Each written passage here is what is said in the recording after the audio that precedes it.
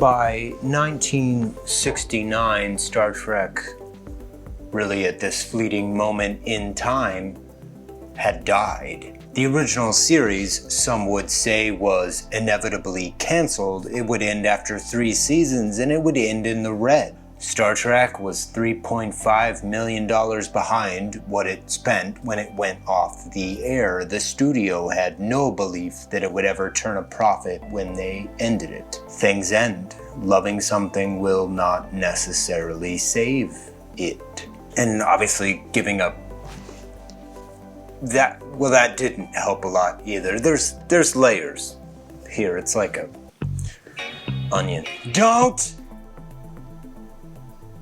This particular narrative will end unglamorously 990 out of 991 times. The story of Star Trek, in its truest form, is an anomaly with which there is scarcely a peer. A television program destroyed 3 times over in the competitive landscape of the 1960s is astonishingly and nigh spontaneously resuscitated in the 1970s, bigger than it ever was. Anyway, here is the tale of how Star Trek fought back from the brink so hard for so long that it completely forgot what it was fighting for.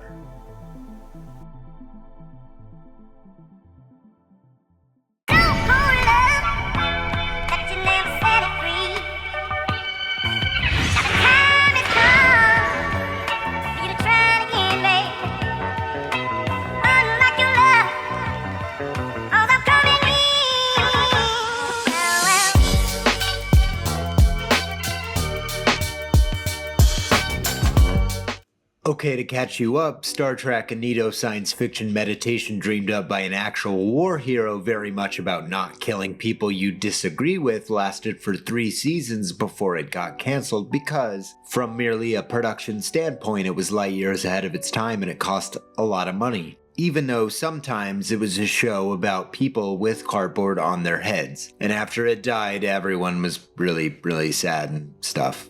Okay, you're caught up.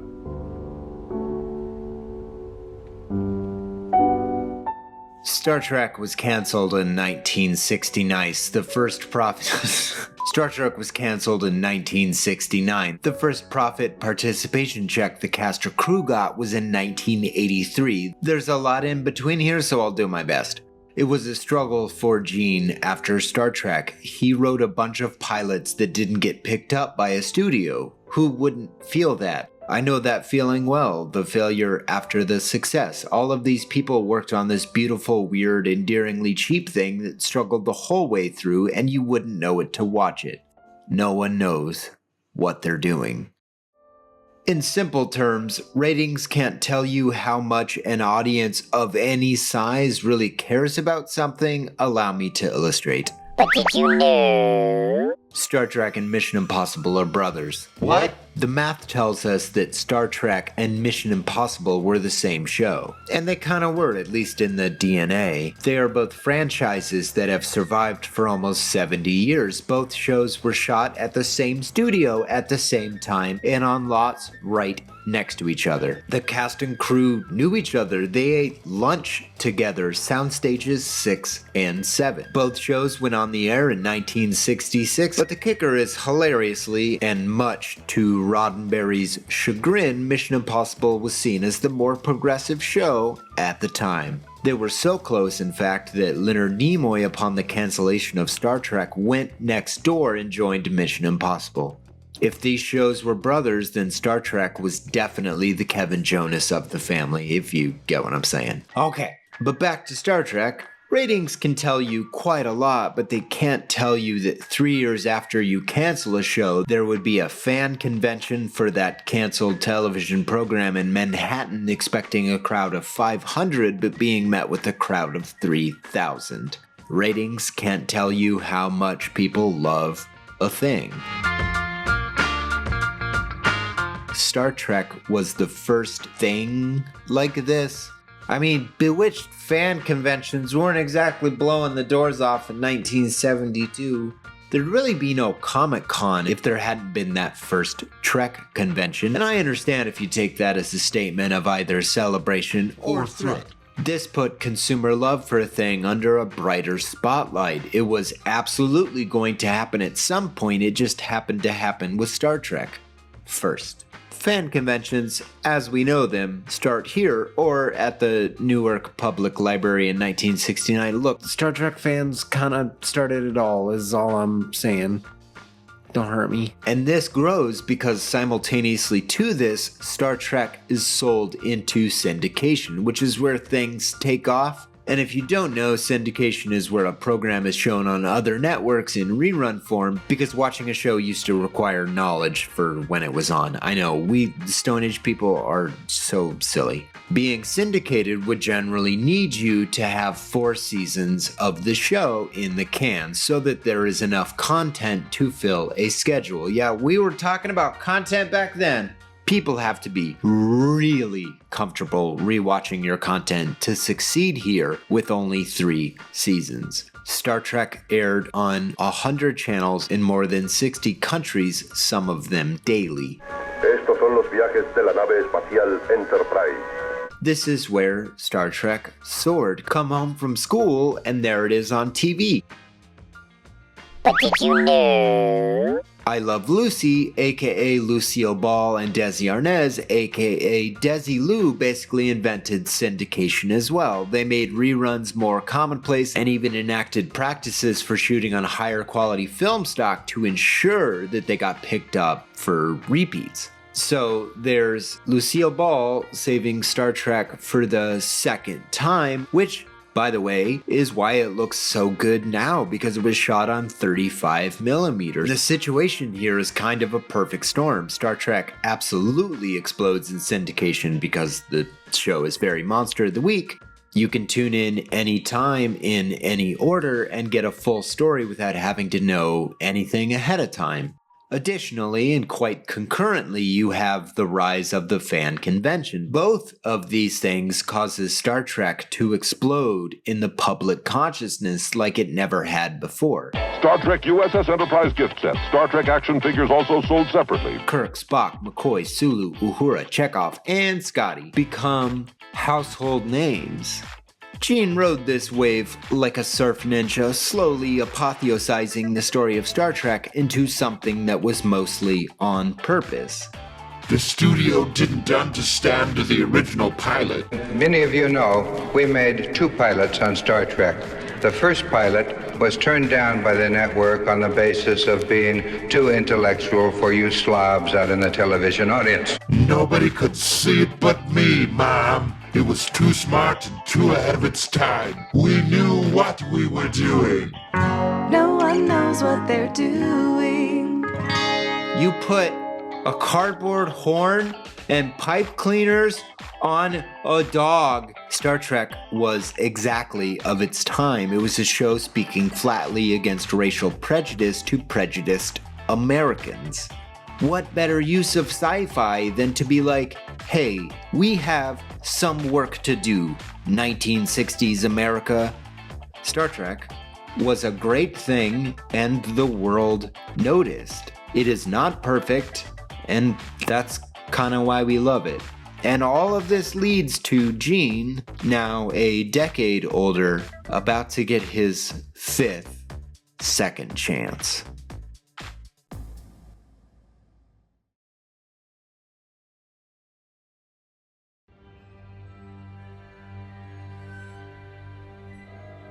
Star Trek the Motion Picture was almost certainly the most expensive movie ever made at the time when it was released in 1979, but I'm getting ahead of myself.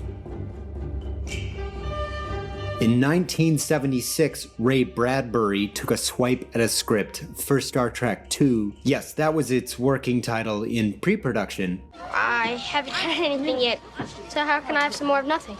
Other sci-fi writers took a crack, including Gene Roddenberry. But a load more writers come on and take swings at different scripts, but none of the scripts are epic enough for Paramount. They wanted to go big. But more directly, I think this is the story of a movie no one really ever had a handle on. Everything explodes for years. Writers from the TV show get involved and they're handed in scripts. It's all over the place. And while this is going on, they also did a lot of legwork to get Leonard Nimoy to even agree to be in the film. Because he was obviously worried about being typecast as Spock, but among other things, that required him getting exactly the contractual obligations that William Shatner got. Same pay, same dressing room, same everything. But I digress.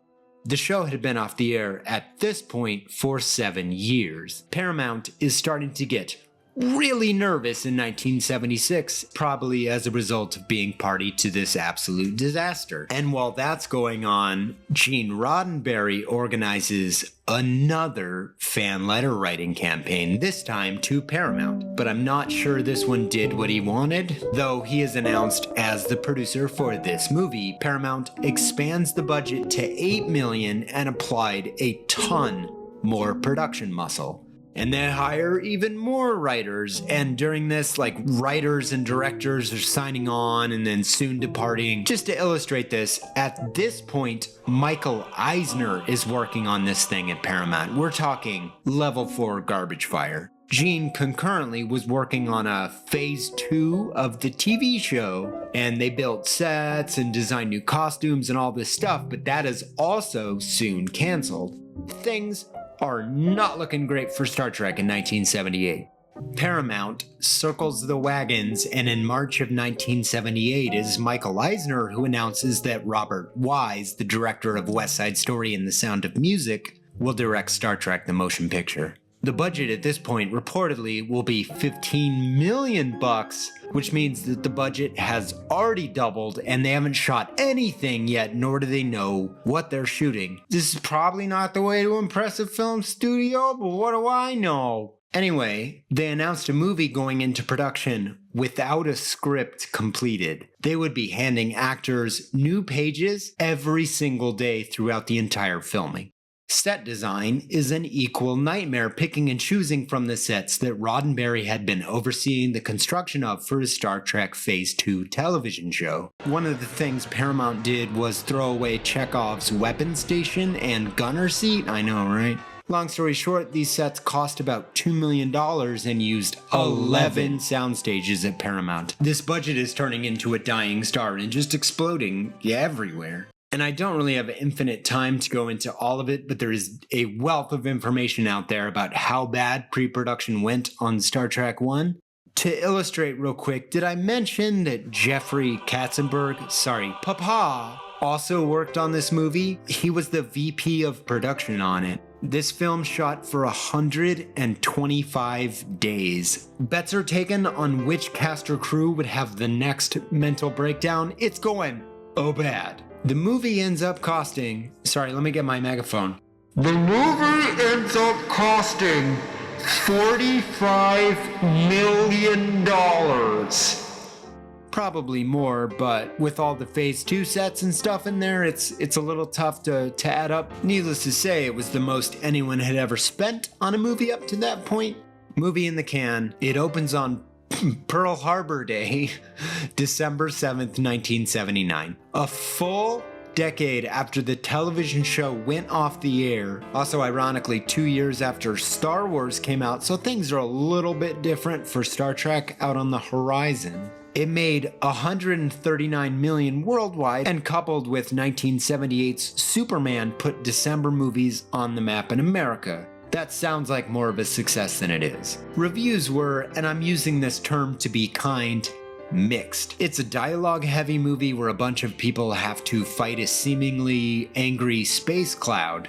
Sure. The cinematography and the shots of the ship in space are absolutely incredible, but they aren't really fighting anything, and that specific fact did not help with audiences. There wasn't action, and I don't mean that in the pew pew pew kind of way. People don't really like do stuff in this movie, and that did not help with audiences for obvious reasons. This wasn't as impressive anymore compared to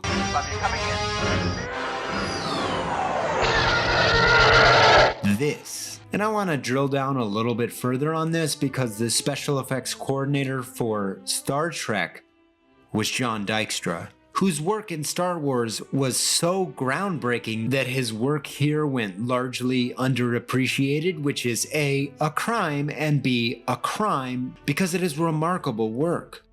Throw this movie on mute and put on your favorite synth pop album and you'll have a grand old time. Needless to say, this was not the reception anyone was hoping for. Roddenberry, the producer, was constantly writing and rewriting on set, and Paramount was at their end with all of that. Honestly, the fan letters he could seemingly conjure at a moment's notice to get his way were probably the final straw. And I like Star Trek the Motion Picture despite its ludicrous filming strategy. And I sort of love that Eisner and Katzenberg ended up holding the bag on this one. It's kind of funny. It's a beautiful and thoughtful episode of Star Trek, but probably not much more than that in a world that is expecting Star Wars, which we'll get to in a moment. It was, on paper, a financial success, making almost $140 million worldwide, but was a complete meltdown, an actual financial disaster for Paramount. The film made Paramount look like they had no idea what they were doing, ballooning the budget for a film the likes of which no one had ever seen before. That was it. This is the first and last time Gene would meaningfully interact with the film side of Star Trek. And just to put too fine a point on it, it is a film where an admiral makes unilateral decisions without consulting anyone. It's not hard to see Gene as a stand-in for Kirk on this one, especially when you consider that Gene was the one writing and rewriting all of these script pages throughout the entire filming of the movie. Kirk just wants everything to go back to the way it was. But now, everything's different. A plotline that will serve as the lifeblood of these films throughout them. The desire to go back to the way things were.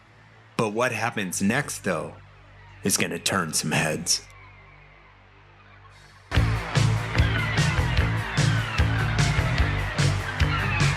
For Star Trek to fly on the silver screen again, there were some changes that would need to take place. Top of the list, Gene Roddenberry had to step away from the films. He just wasn't cautious with money, and he was the producer on the first film, forcing Paramount's hand with fan letters to get that job. Though he will fly again another day. Also, that day is once this video gets to 50,000 likes because I need a minute away from Star Trek. Everyone smash that like button right now! Audiences at the time did not respond well to the first film. It reviewed poorly. It made a lot less money than the studio wanted per what they spent on it. They needed changes, and that first change was hiring legendary TV producer Harve Bennett, who will be with us for the next 4 movies. This movie needed to be made for a reasonable price tag. The Mod Squad, Death Race, The Bionic Woman. Spend less, do more. This was very much inside Harve's wheelhouse. Harve screened all 79 episodes of the original show in a projection room at Paramount. In particular, the episode Space Seed caught his eye, an episode about the villain Khan Noonien Singh, a relic of the 1990s in the very Star Trek future, bred as a superhuman and attempting to lead his people to take over the Enterprise and ultimately the Earth. Singh, after deliberation on the Enterprise from the crew, is banished for life to SETI Alpha 5. Harv loved the Khan character and knew there was more story to tell there, that the fruit had been left hanging. He worked with a writer on that idea. You didn't expect to find me. As well as other scripts orbiting in the background, one about Kirk having a kid he didn't know about with Carol Marcus, and one where technology is manufactured that can create and inhabit a planet with life nigh instantly. Whoa, the first use of a fractal generated landscape in a movie! Bennett got this job in the first place because upon being pulled into a room with Michael Eisner and Papa, they asked him point blank if he could make a better movie than the last one, which Harv said he found very boring and proceeded to tell them, yeah, I could. Harv Bennett. She's cold as ice. Nicholas Meyer, also much to the behest of Paramount executives, is who Harv hired to direct the movie. He only had a single screen credit at that point, 1979's Time After Time, where H.G. Wells arrives in modern-day San Francisco to fight Jack the Ripper. For H.G. Wells, the modern world offers a spectacular array. Yeah, I don't know either. Meyer got the job when he pointed out that the 3 storylines they were playing with were actually one single movie. Bennett wrote the treatment for that movie, and they asked ardent Star Trek fan Jack B. Swords to turn the treatment into a screenplay. And he is the one that was like, this is a boat movie. So he turned it into a boat movie. We are now entering the Mutara Nebula.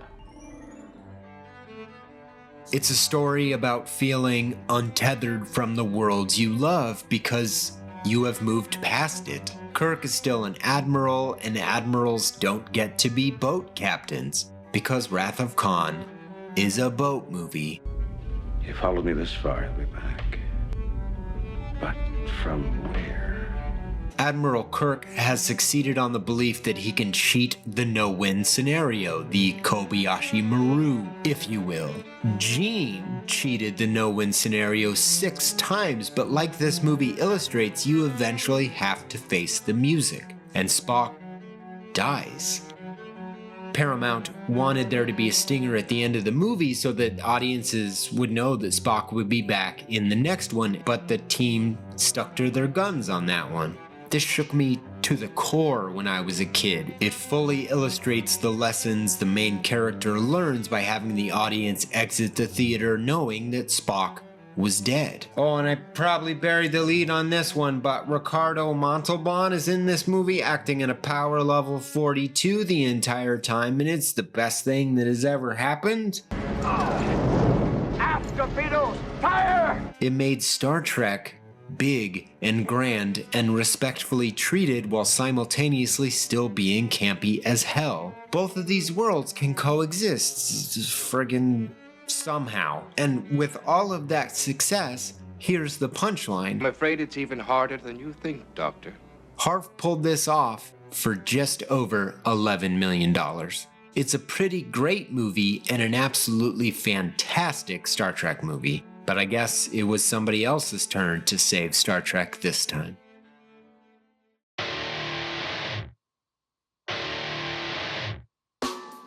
This one gets a little weird, so grab a milkshake and buckle in. Also, I hope you like bananas. Star Trek II: The Wrath of Khan did very, very well for Paramount. Harv Bennett was true to his word. He didn't allow the production to spiral out of control financially for Paramount and helped build something that no one thought possible. I don't think I'm overstating here, though I am speaking colloquially, that Khan is a lot of people's favorite Star Trek movie, especially of the original series films. It expands the characters, it gives us new ones, and it built directly into the storylines begun in the original television show. It made back 10 times its budget for the film studio. It's still making money, but here come the bananas. Behind the scenes, it's a little less rosy. Nicholas Meyer, who will re-enter the story in a moment, was unhappy with the edits done to Wrath of Khan and therefore decided to sit this film out. This left Harv Bennett in a difficult situation without a director. Enter Leonard Nimoy and Michael Eisner. I think it's an important thing to point out, and quite the astute observation, thank you very much, to note that Harv also decided to write this movie alone while simultaneously being the main producer on the film. Was no one taking notes on the first movie? That's like exactly what Gene did. No one knows what they're doing.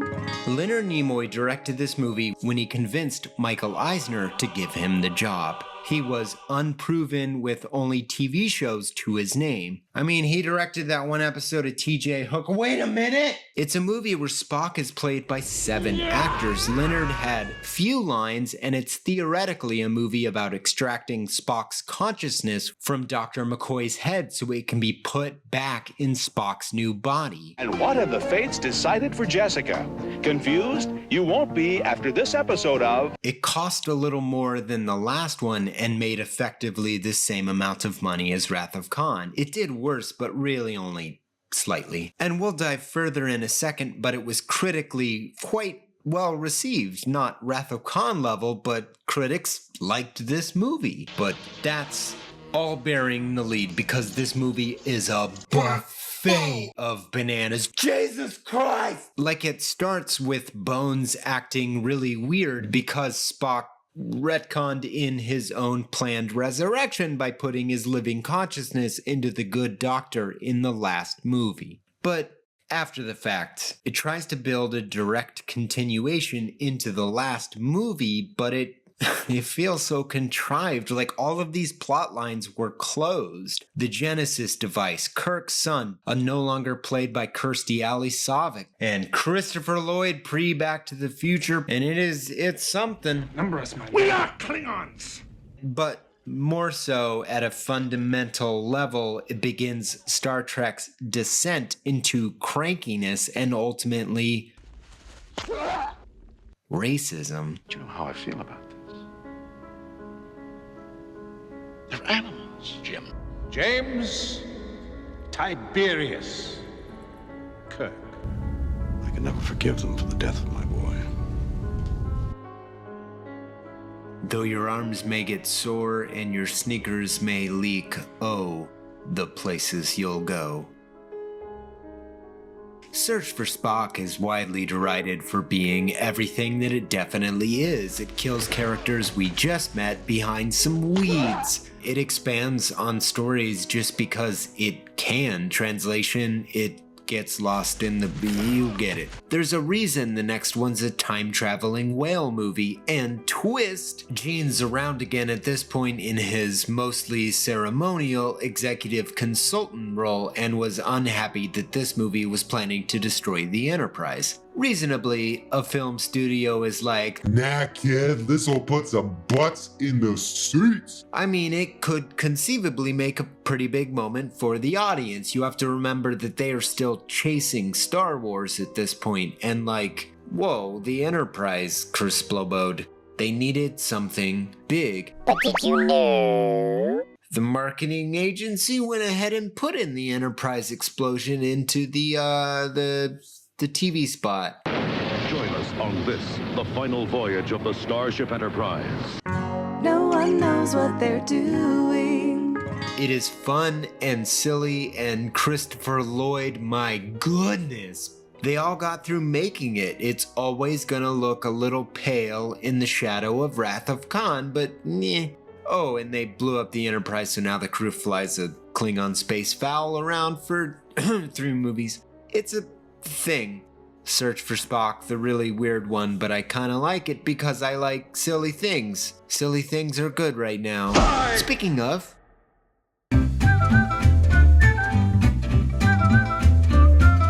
Help us. Please, we're looking for the naval base in Alameda. Could you tell me where the nuclear vessels are? This will go faster now. We know our players, and they will simply take slightly different configurations going forward. Leonard Nimoy was back as director, only this time he had creative freedom to come up with a concept and not a checklist by committee. The reason that The Next Generation exists in oversimplified terms, the original series actors' salaries in the films were getting up there. And they were smelling franchise, baby! It took a minute to sign actors this go around, and Leonard Nimoy is running around in pre-production making plans for a movie without a Kirk in it. Cooler heads and deeper pocketbooks prevailed, and we were off to the races. We're making another Star Trek picture. Order me a jacuzzi of cocaine. The idea was to create a classic Star Trek problem. No villain, just a search for a resource in, for the purposes of this film, present day 1986. Star Trek goes back in time in a retrofitted enemy spaceship to take humpback whales forward to the film's universe, present day 2286, where whales no longer exist. Because the giant Swiss cake roll cruising around in the vacuum of space wants to holler at some whales for a minute. Yeah, that's really what this movie is about.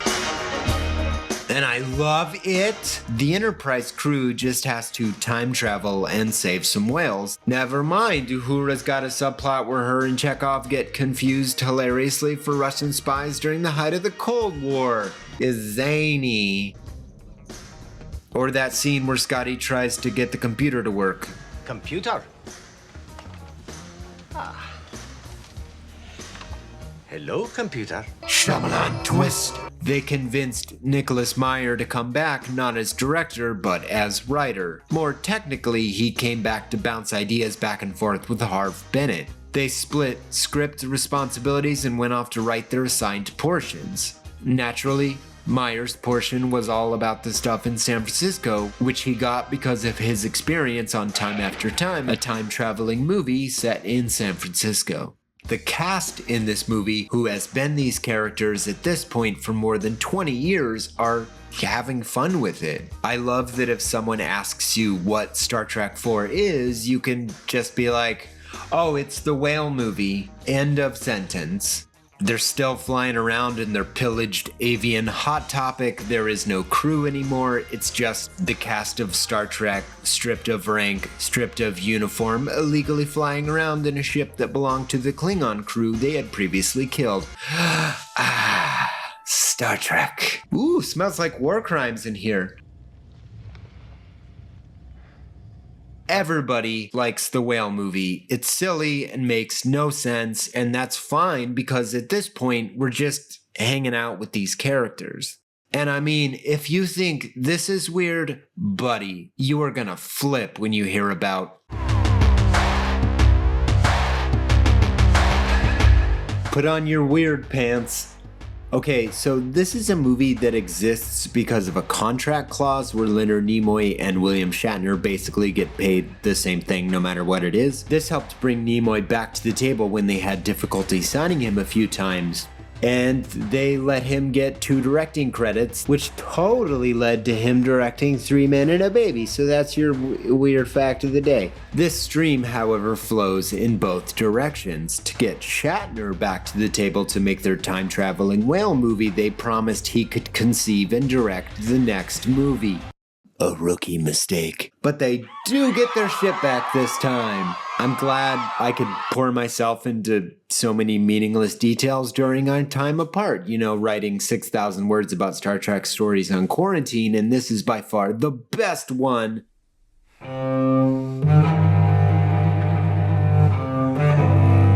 Grab a carpet square. Okay. So, Bill Shatner is at home thinking about televangelists and shit when, bing, he gets a very solid idea. The next Star Trek movie is going to be about false prophets. This covers the character of Spock's surprise half-brother. The first pitch was pretty much the movie we got with one small caveat. At the end of the movie, the deity who claims to be God is actually literal Satan, and Kirk must save his friends before the literal devil carries his friends off to hell in his mouth. Just... that's a sentence.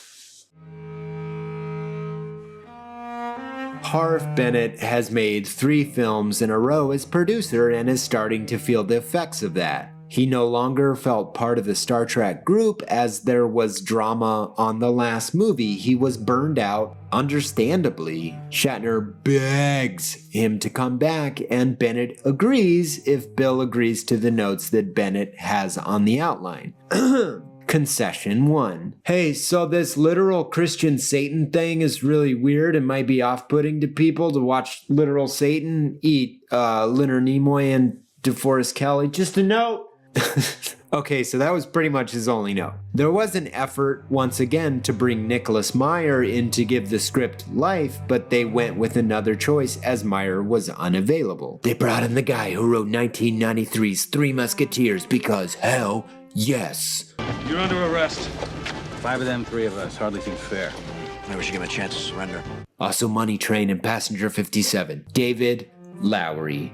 A Writers Guild strike happened soon after, before Lowery was able to complete turning all their notes into a finished screenplay, so everybody's on break again. It should be noted that Gene Roddenberry objected to the idea that Star Trek would contemplate God, especially the Western one. They all kind of disagree and go their own ways for a while. The principals are not in agreement, which, hilariously, is what this movie is about. All of this going on, everything is on fire. Paramount rushed it into production in latter half 1988. It's a movie about 3 aging men accepting their age and the potency of their friendship. They bicker, they argue, they fall off of mountains, and they ultimately accept that each other is all that they have. It's kind of a sweet message about aging that just happens to be in a movie about dethroning bogus poop god. Excuse me, I'd just like to ask a question. What does God need with a starship? That's a good question. That's the thing. They got a new Enterprise, but they did blow up the last one on purpose and do like like a ton of crimes in the ship they stole. Am I getting all that right? Star Trek has almost run out of gas at this point. The Final Frontier cost about $33 million. It made, at best, mid-60s back domestically. There's probably only one more of these Paramount is going to finance. It clearly has not gone the way that anyone thought it would. Which brings us to...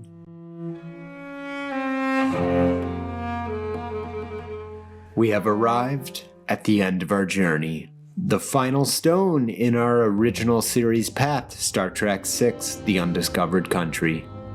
It's not going well out there for Trek. The 80s are ending, the 90s are starting, and the last film didn't do so great. A few ideas are kicked around for a while, but it isn't until Nimoy goes to visit our old friend Nicholas Meyer's house and suggests, what if this one is about the wall coming down? Whoa. That is serious. The end of an era, the fall of the Klingon Empire, but the start of something new and hopeful. After a string of ideas that did not get off the ground before any of the dust had settled, there he was directing another Star Trek movie, his first since the gold standard for Star Trek movies, and for the first time in 4 films, Harv Bennett needed a break. He's out. Newly empowered, Nimoy hired Meyer, which helped get William Shatner back because he had refused to do another Nimoy-directed movie. Whoa! And Nimoy was the sole executive producer at this point, with Bennett out. They got the whole crew back together and set out to make a movie about, Kirk's racism? Oh, There is an historic opportunity here. Don't believe them. Don't trust them. They are dying. Yeah, that's where Star Trek ends. So Gene, who this film is dedicated to, was unhappy with this film and idea. Its overt themes of bigotry, its bombastic military battles, basically it's everything. This certainly wasn't the Star Trek he created, but a failing health and a long way from having power in this situation. They went ahead making this movie. And I think in Nicholas's defense, this shit has been here since the 3rd movie. Yes, because of that. I offer into the record this excerpt from the captain's personal log. I've never trusted Klingons. And I never will. I've never been able to forgive them for the death of my boy. We see it all over Starfleet. They all look alike.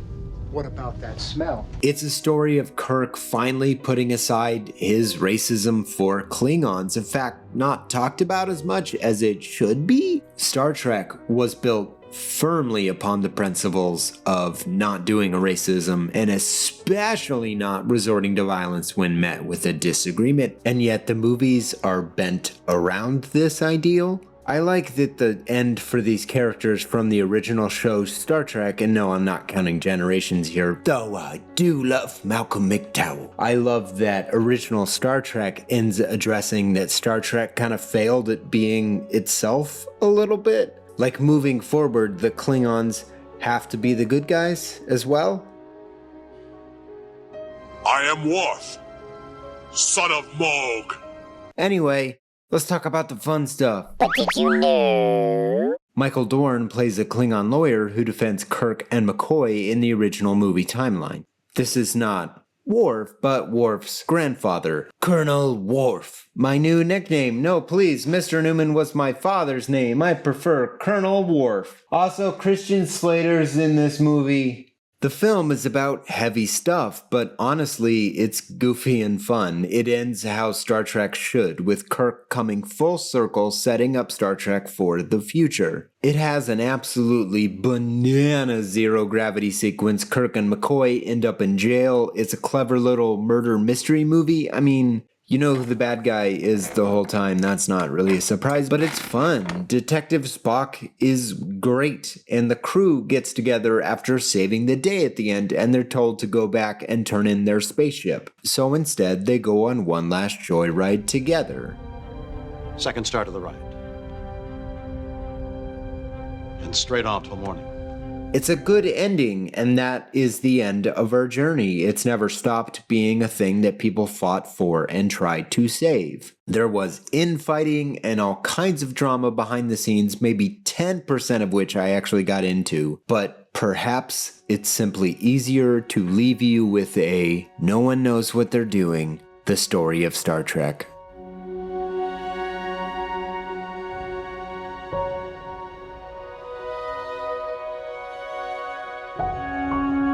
It hasn't gone quite the way anyone thought it would, has it? The world got a lot less safe than it appeared to be the day before. Were we always this fragile? We slumber aimlessly, shells of a forgotten age, festering vendettas that felt once as mountains, now milquetoast anthills, forged too near the water, you silly, silly ants. Sorry, where was I? I was 1,000 miles away. You asked about, Star Trek. Star Trek. That show from, the pre-apocalypse. Yes, I remember now.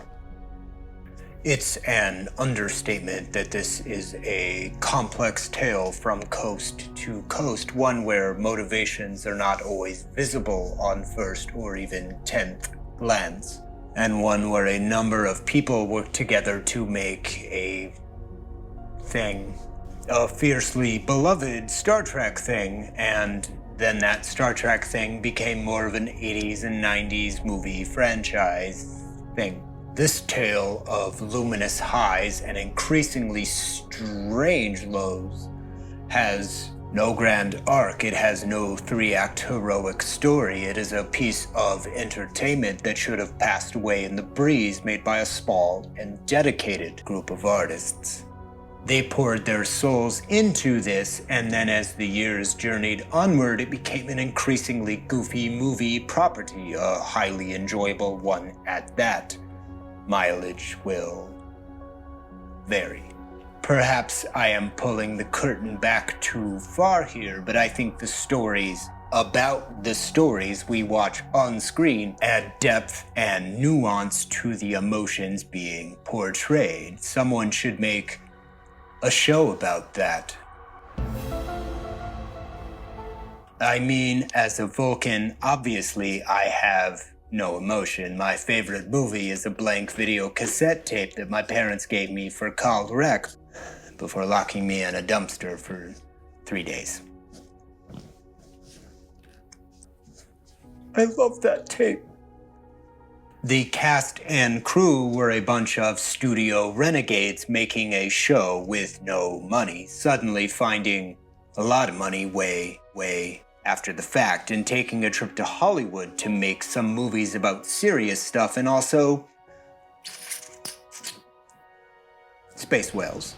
It was never simple. People fought for Star Trek all the way past the point that no one even knew what it was they were fighting for in the first place. Hear him. Listen to him. Maybe he can change. Maybe he wants to change. Change is the essential process of all existence. They're animals, Jim. The movies are really the story of a hero who lost their way. It says here to stare knowingly at the camera for an uncomfortable amount of time. Perhaps that's the story of Star Trek, the story of people desperately pretending to know what they were doing and making an incredible, unforgettable thing as a result, a deeply imperfect, incredible, unforgettable thing. Perhaps we remember more because of how many times Star Trek lost its way, an inquiry exercise for the budding intellect. Catch-22, would we have remembered Star Trek at all if it wasn't an ongoing trash fire? Or is that why we remember it?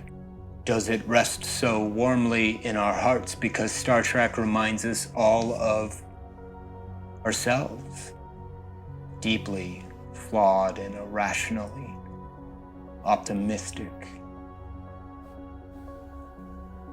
What can we learn from all of this? I guess what we knew all along, no one knows what they're doing, but the happy accidents can make all the difference. We have within our grasp to be patient, to be kind, to be understanding, that big problems will not be solved overnight. Cheers. Cheers. Live long and prosper. Stay safe and inside. Wash your hands, and above all else, be kind and support each other. Saban out. I think that was good.